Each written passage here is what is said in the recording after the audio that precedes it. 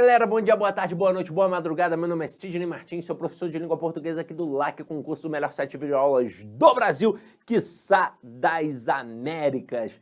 E aí tem alguns alunos que falam assim pra mim: poxa, Sidoca, como assim o melhor site? Em todo local que você tá, o melhor site? Aliás, em todo local que eu estou, eu sempre trarei o melhor de mim para você. Então, no momento em que aqui estou, é sim o melhor. Se eu estou tendo a estrutura para ofertar o melhor de mim para você, para mim já basta. E espero que para você seja significativo. Então, hoje, a gente vai trabalhar as noções do Sebrasp. É importante falar que o Sebrasp ele trabalha meio a meio com a questão da língua portuguesa. Ele trabalha metade questão de texto, metade questão de gramática normalmente. Aí de vez em quando muda um pouquinho, 40 para um, 60 para outro e vice-versa. Só que a gente precisa entender que alguns pontos gramaticais são bem peculiares e nós vamos pontuar isso aqui, tá? Agora, quando a gente pensa na prova em si, não é só simplesmente abrir o caderno de provas e começar. Tem toda uma estratégia e eu aproveito para agora falar sobre isso com vocês. Até porque se ninguém der esse tipo de orientação, você vai bater com a cara no muro, dar murro em ponta de faca, sozinho aí até aprender. Então o negócio é o seguinte: dinâmica de prova. Não é só ter o conteúdo, tem que saber fazer a prova. Então o que a gente faz normalmente no dia anterior à prova? A gente separa caneta, não é para separar só uma caneta, coloca ali pelo menos 3 canetas, cartão de confirmação, e vai ter que levar cartão de confirmação, não importa, separa, e também a identidade, ou um documento de identificação, pode ser a carteira de motorista, não importa. Essas 3 coisas, basicamente, todo mundo faz. Pior que tem gente que nem faz, mas é o certo. Mas tem outras 4 coisas que são ignoradas, pelo menos pelo concurseiro iniciante. E aí, para otimizar o teu tempo, eu já vou te alertar. 4 coisinhas com as quais nós devemos nos preocupar no dia da prova e que não tem nada a ver com o conteúdo. É sede, fome, frio e sono.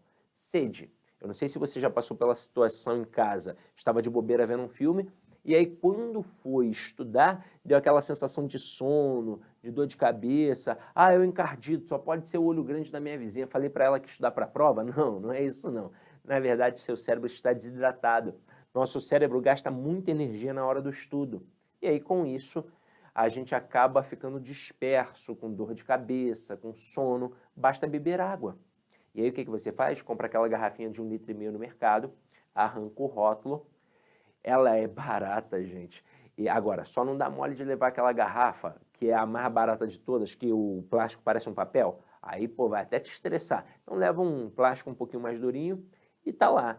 Uma garrafinha de 1,5 litro já é o suficiente. Você não vai beber mais do que isso. Segunda coisa, fome.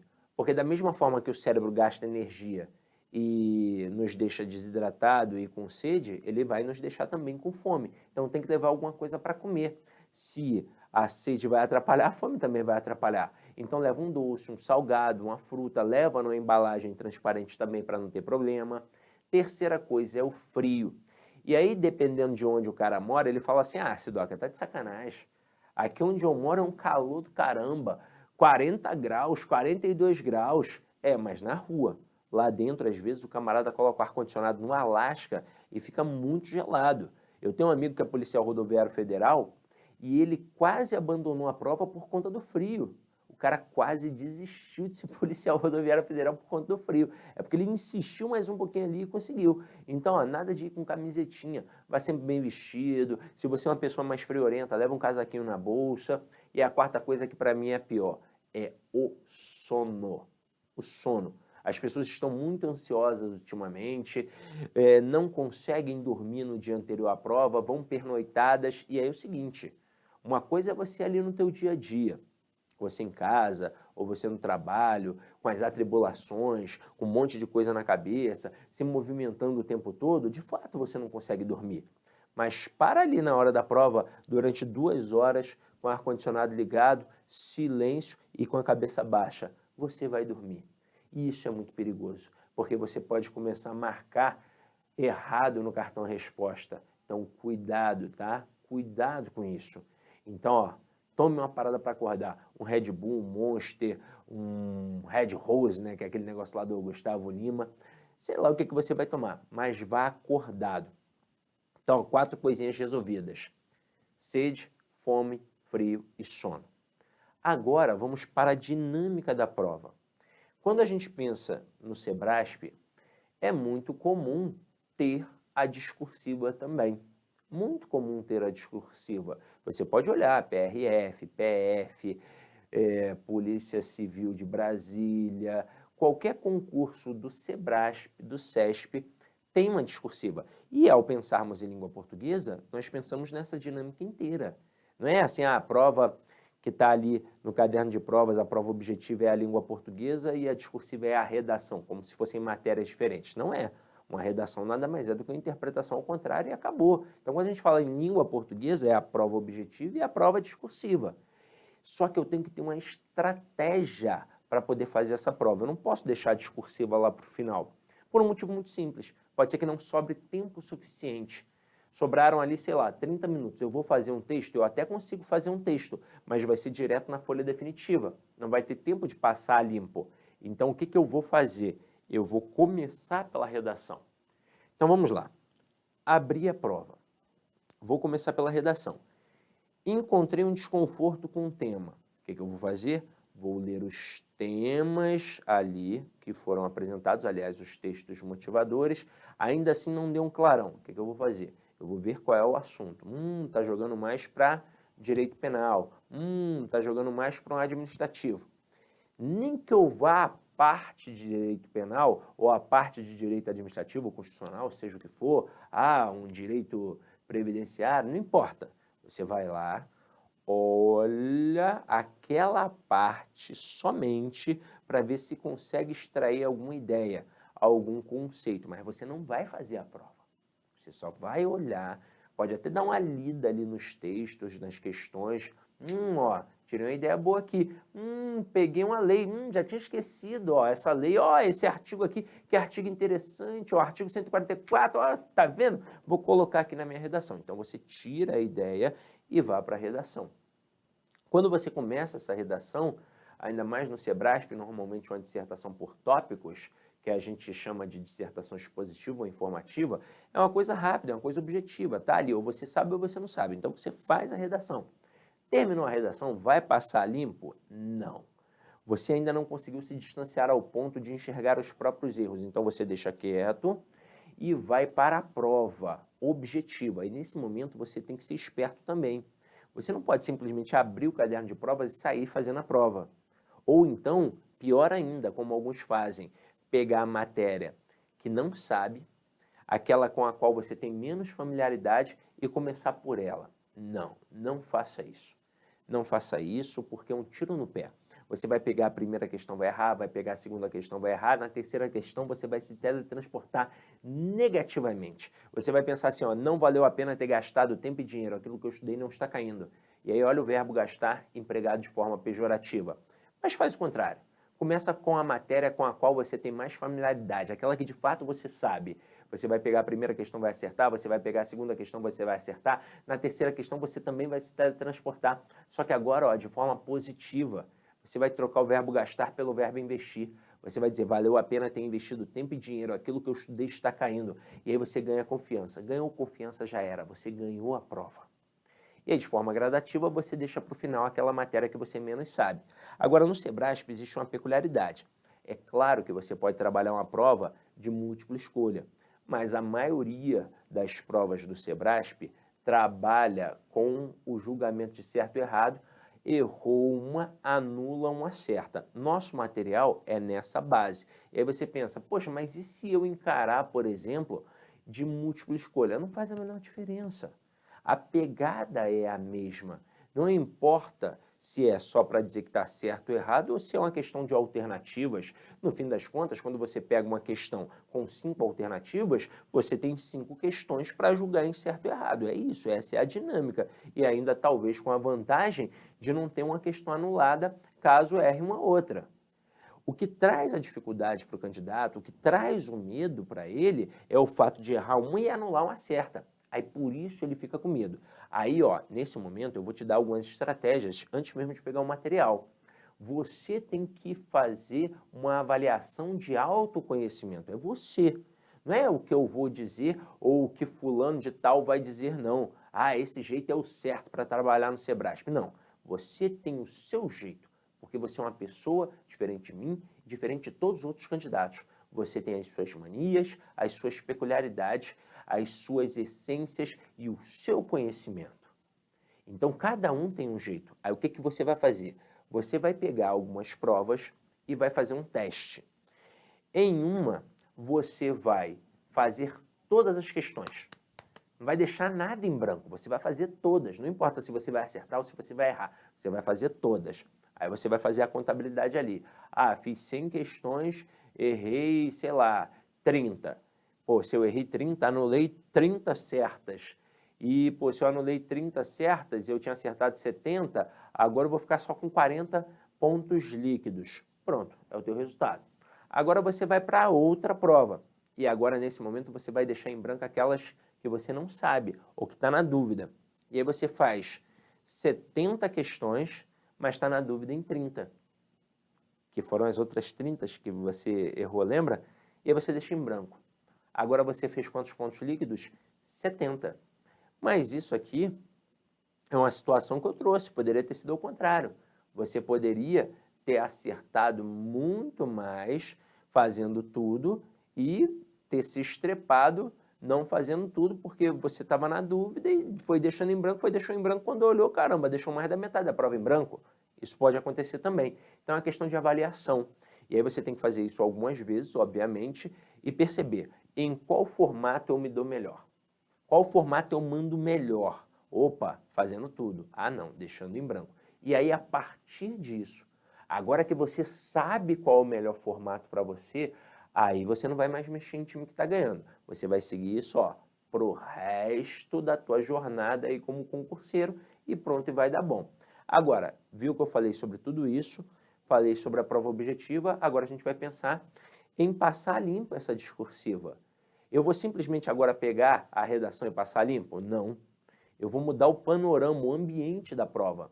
Você está há muito tempo na mesma posição, há 2, 3 horas, tudo dói, as costas doem, a bunda dói, o braço dói, pô, já está estressado. Então muda o ambiente, pede para ir ao banheiro, vai dar um rolé, né? Vai dar uma caminhada, esticar os músculos, joga água na cara, faz um xixi e volta. E agora sim você passa a redação a limpo e ainda vai utilizar uma estratégia que a gente usa no texto, que é fazer a leitura em voz alta. Porque se você faz uma leitura mental, continua não enxergando os próprios erros. Na hora que você faz uma leitura em voz alta, calma, não com esse tom de voz, mas apenas um leve balbuciar, você percebe que repetiu várias vezes o mesmo termo, e aí você usa elementos coesivos, pronomes, sinônimos, elipses, vai perceber estruturas truncadas, às vezes é uma bobeira, uma palavra mal empregada, uma vírgula que não deveria estar ali, aí o que você faz? Você reescreve. Imagina se você tivesse feito direto na folha definitiva, não teria essa oportunidade. Às vezes você vai perceber que não colocou determinada lei que poderia ter colocado, que aquilo dali vai dar um suporte para o teu texto, ou que você errou a lei, que você errou o artigo, era para colocar artigo 144, você colocou 147, sei lá por quê. Então você, opa, caraca, olha o mole que eu dei aqui. E aí você vai, mexe e melhora. E depois é só entregar a prova e ser feliz.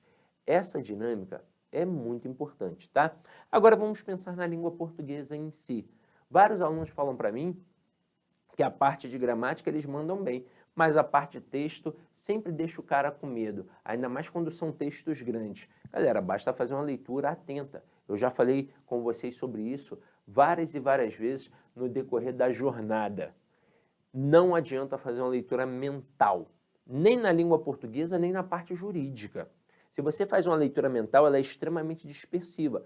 Quem já fez prova já deve ter passado por isso. Você pega um texto com 30 linhas e lá pela linha 7 você começa a dispersar, pensar no papagaio, no periquito, no feijão que deixou no fogo, na namorada, no namorado, quem tem amante pensar na amante é uma loucura. Mas na marra você vai até o final do texto. Porém, fica com aquela sensação horrorosa de não ter entendido o tema central. A tal ponto que você não sabe se é sobre política, religião, economia e por aí vai. E aí você tem duas opções. Ou parte para a prova sem ter entendido o texto, particularmente acho até a melhor opção, porque você vai fazer primeiras de gramática e depois, se sobrar tempo, você volta para entender melhor o texto, ou você faz uma segunda leitura imediata. Se funcionar, maravilha. O problema é quando não não funciona. Porque imagina, você lê o texto 2 vezes e não entendeu nas 2 vezes. Não há cristão no mundo que mantenha a calma. Neste momento você vai se desesperar. Bateu o desespero, já era, porque você perdeu a confiança. É como um jogador de futebol. Às vezes ele pode ser brilhante, um Messi, um Cristiano Ronaldo, um Neymar, mas se não tiver confiante no dia, não vai jogar bem. Mas pode ser um jogador mediano, pode ser um, sei lá, um Ribamar, mas se tá confiante no dia, vai meter 3, 4 gols.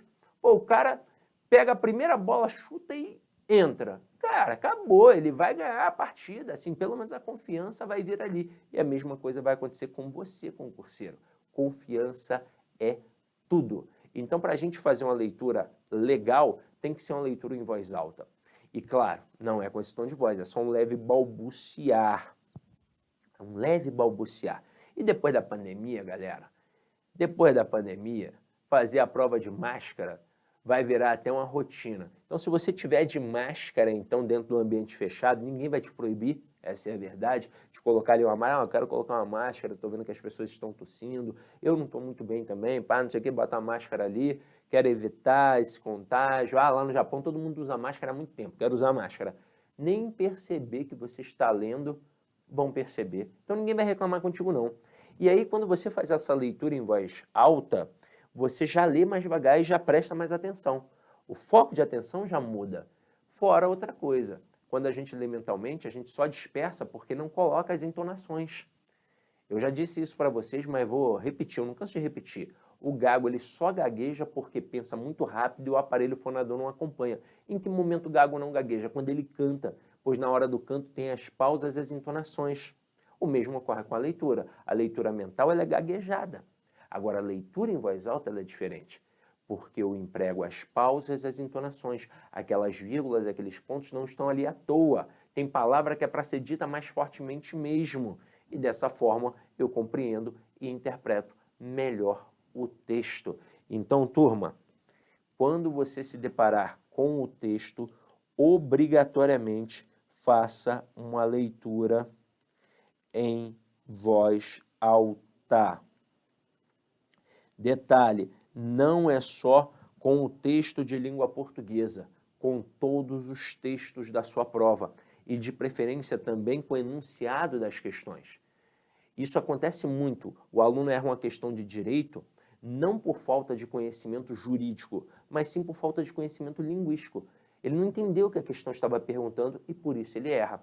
Às vezes, é algo atrelado ao vocabulário. Por exemplo, as palavras prescindível e imprescindível. Tem muita gente que confunde até hoje. O cara pensa, prescindível é aquilo que precisa e não é. Prescindível é aquilo que é dispensável, ou seja, não precisa. E imprescindível é aquilo que é indispensável, então precisa. Aí aparece num texto lá de uma questão jurídica. Estes documentos são prescindíveis para o processo. Se eles são prescindíveis, é porque eles são dispensáveis. Então, eles não são necessários para o processo. E vai ter gente que vai errar por conta disso. Vai ter gente que vai errar por conta de conjunção. Aparece um embora, que é uma concessiva, ele vai confundir com um porém. E às vezes é algo até mais simples. A questão está pedindo aquilo que é incorreto e o candidato acaba marcando aquilo que é correto, porque não prestou atenção ali direitinho no comando da questão. Então, leia em voz alta sempre. Aí, claro, depois você parte para o comando da questão para saber se ela é de compreensão ou de interpretação. Mas você sabe muito bem que compreensão é aquilo que está dentro do texto, vai trazer os seguintes comandos. Segundo o texto, de acordo com o texto, na linha tal, no termo tal e por aí vai. E questão de interpretação vai um pouquinho além do texto e isso faz o comando mudar. Vai ser infere-se que, deduz-se que, analisa-se que e por aí vai. Só que é o seguinte, compreensão está dentro do texto, interpretação vai um pouquinho além do texto, exige conhecimento de mundo, mas cá entre nós, no Sebrasp, não tem por que se desesperar, porque basicamente quase todas as questões de texto são de compreensão. E quando são de interpretação, ainda assim tem o texto como base. Então o que eu quero dizer com isso? Que numa prova do Sebrasp, você jamais vai se preocupar com o que o autor quis dizer, você só vai se preocupar com o que ele disse de fato. E uma leitura em voz alta vai acabar resolvendo qualquer problema para você na prova. Então vamos colocar aqui em prática, se liga só. É preciso compreender que o preso conserva os demais direitos educação, integridade física, segurança, saúde, assistência jurídica, trabalho e outros, adquiridos como cidadão, uma vez que a perda temporária do direito de liberdade em decorrência dos efeitos de sentença penal refere-se tão somente à liberdade de ir e vir. Isso geralmente não é o que ocorre. O que se constata é que, na prática, o cidadão preso perde muito mais do que sua liberdade, perde sua dignidade, é submetido à humilhação e acaba se sentindo um nada. Depreende-se das informações do texto que a sentença penal deveria realmente limitar apenas o direito de locomoção. Sim, certo, deveria.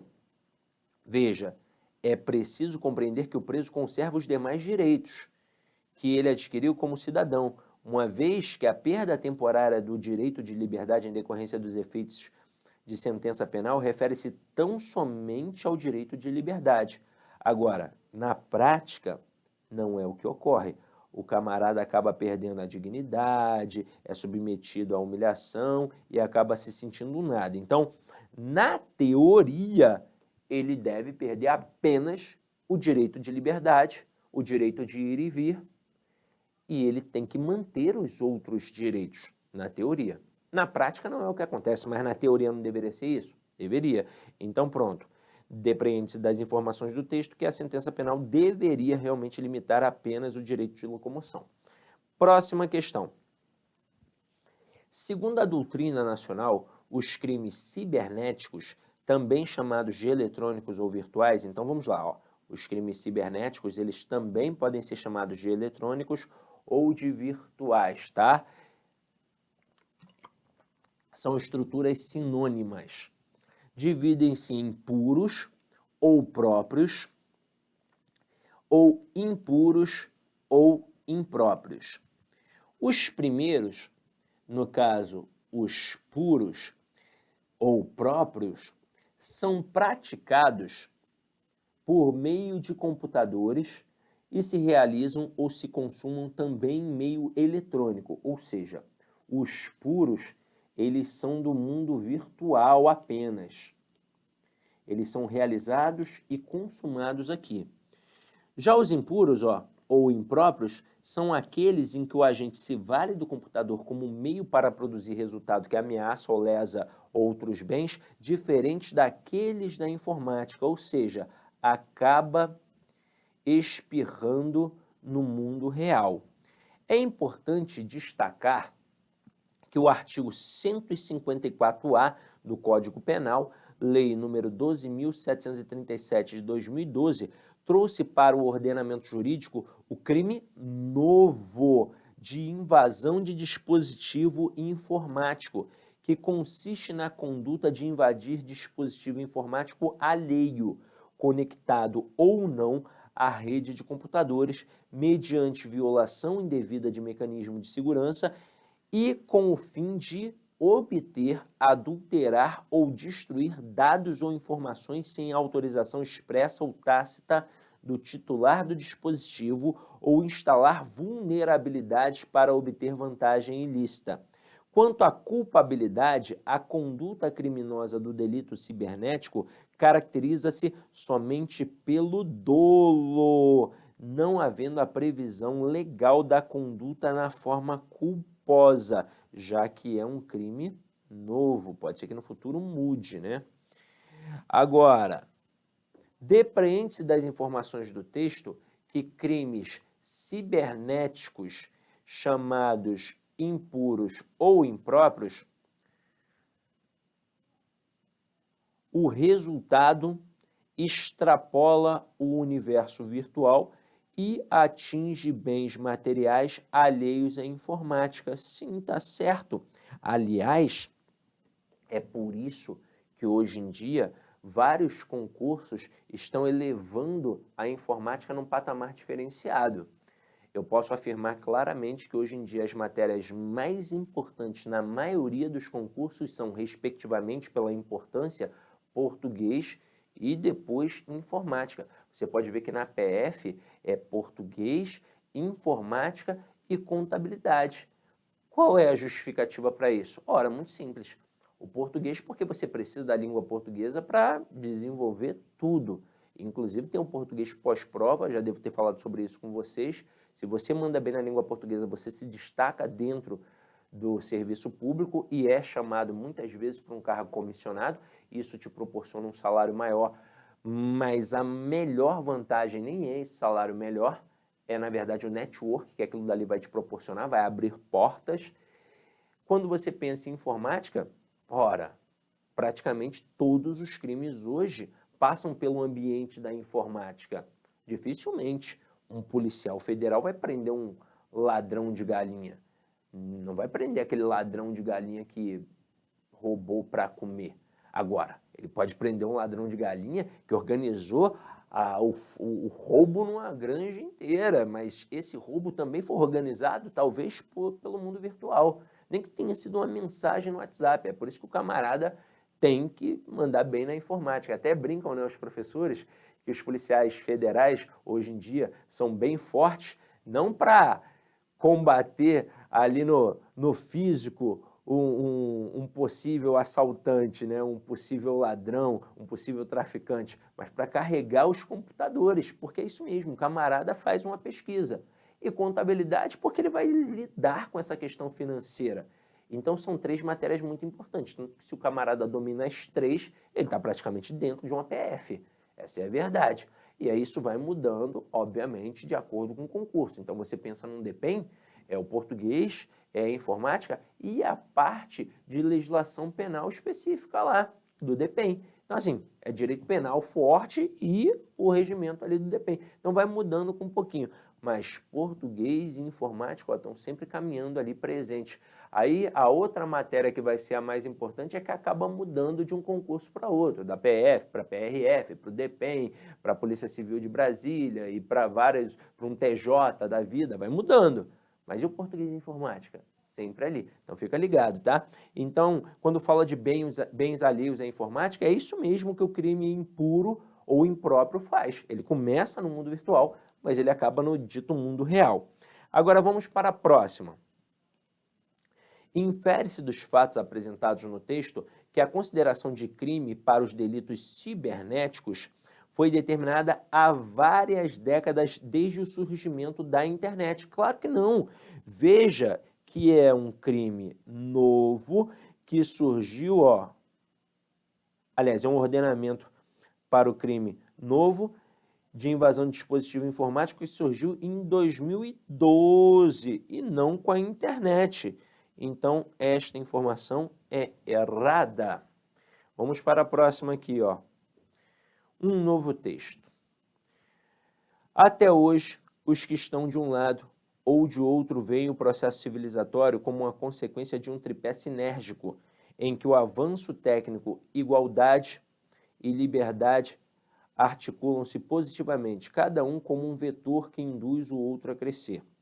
Em nossos dias, porém, essa sinergia morreu e o avanço técnico, longe de construir a igualdade, está ampliando a desigualdade e, em lugar de ampliar o número de pessoas livres, está limitando a liberdade a poucos. Mesmo nesses casos, trata-se de uma liberdade condicionada, consumida nos engarrafamentos de trânsito, nos muros dos condomínios. Preservam-se a coerência na argumentação e a correção gramatical do texto ao usar mais no lugar de porém. Cara, o aluno preguiçoso, ele vai marcar certo, só que ele vai errar essa questão. Porque ele vai pensar assim, porém é adversativa, mas também é adversativa. Posso trocar uma pela outra tranquilamente. O problema aqui é a posição da conjunção porém. Veja que ela se encontra entre vírgulas porque ela está deslocada. Afinal de contas, a posição original de uma conjunção é no meio das orações. Ela liga orações. Então, vem a primeira oração, normalmente uma vírgula, a conjunção e o resto da oração da qual ela faz parte. Quando ela é deslocada, ela é sinalizada através das vírgulas. O deslocamento é sinalizado através das vírgulas. Só que a conjunção mais, por uma questão prosódica, ela não pode ser deslocada. Então aqui eu não posso inserir o mais. Eu poderia colocar qualquer outra conjunção adversativa, o todavia, o contudo e por aí vai. Porém, a conjunção mais não entra porque ela não pode ser deslocada. Então, gabarito aqui errado. Tranquilo, galera? Então, ó, vamos dar um intervalinho e daqui a pouco a gente volta com muito mais conteúdo. Clique lá.